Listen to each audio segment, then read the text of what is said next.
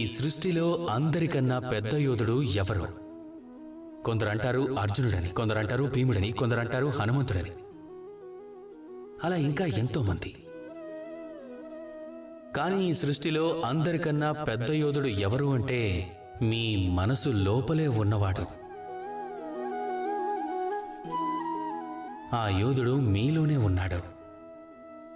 ఆ వ్యక్తి అందరికన్నా పై స్థాయిలో ఉంటాడు. అతను మీకు కావాల్సిందేమిటో అర్థం చేసుకుంటాడు కూడా.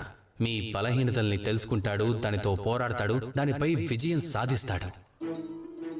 ఏ వ్యక్తి అయితే ఇది నేర్చుకుంటాడో, ఏ వ్యక్తి అయితే దీనిపై విజయం సాధిస్తాడో అతనే అందరికన్నా ఎక్కువ శక్తివంతుడు, అందరికన్నా గొప్ప వీరుడు, అందరికన్నా గొప్ప పరాక్రమవంతుడు. మనమంతా ఈ ప్రపంచాన్ని మార్చాలి అనుకుంటాం. దానికోసం మొట్టమొదటి అడుగు మీరే వేయాలి. మిమ్మల్ని మీరు తప్పుల నుంచి విముక్తి చేసుకుని, ఒకవేళ ప్రతి ఒక్క వ్యక్తి తమలో